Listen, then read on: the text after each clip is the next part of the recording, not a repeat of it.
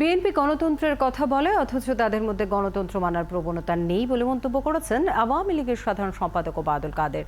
কোনো গঠনতন্ত্র মেনে মির্জা ফখরুল এতদিন মহাসচিবের দায়িত্ব পালন করেছেন বলেও প্রশ্ন তোলেন তিনি। নয়নাতীতের প্রতিবেদন। সাপ্তাহিক ছুটির দিনে আন্তর্জাতিক ও স্থানীয় রাজনীতি নিয়ে কথা বলতে এই সংবাদ সম্মেলনের আয়োজন করেন আওয়ামী লীগের সাধারণ সম্পাদক ওবায়দুল কাদের।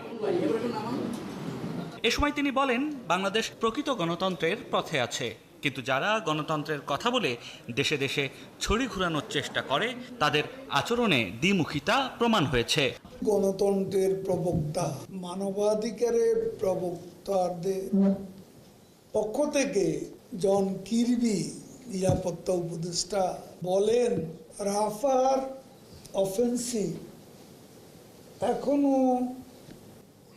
হোয়াইট হাউসের রেড লাইন অতিক্রম করেনি, তাহলে গণতন্ত্র কোথায় থাকে? পরে এক প্রশ্নের জবাবে ওবায়দুল কাদের বলেন, আওয়ামী লীগের মধ্যে থাকা দুর্নীতিবাজদের বিচার আওয়ামী লীগই করে, কিন্তু বিএনপি ঘোষণা দিয়ে যে তালিকা করছে সেখানে তাদের নেতাদের নামই প্রথমে আসবে বলেও দাবি করেন আওয়ামী লীগের এই সাধারণ সম্পাদক। ঘরে গণতন্ত্রের চর্চা করে না, তারা দেশে গণতন্ত্র কিভাবে প্রতিষ্ঠা? মির্জা ফখরুলের কি বৈধ অধিকার রয়েছে?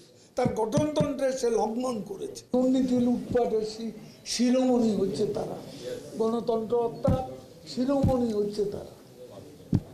বিএনপি নেতাদের নাম আগে আসবে। অনেক প্রতিকূলতার মধ্যেও প্রধানমন্ত্রী শেখ হাসিনা দেশে ভারসাম্য ঠিক রেখেছে বলে দাবি করেন আওয়ামী লীগের এই নেতা। যে কারণে আজকে IMF, ওয়ার্ল্ড ব্যাংকও আমাদের বাজেটকে সাপোর্ট করে 500 মিলিয়নের মতো। প্রধানমন্ত্রী শেখ হাসিনা কারো সেবাদাস নন। একরাশ ব্যর্থতার স্তূপে দাঁড়িয়ে বিএনপি মানসিক অশান্তিতে ভুগছে বলেও মন্তব্য করেন ওবায়দুল কাদের। আজকে যে বিএনপি।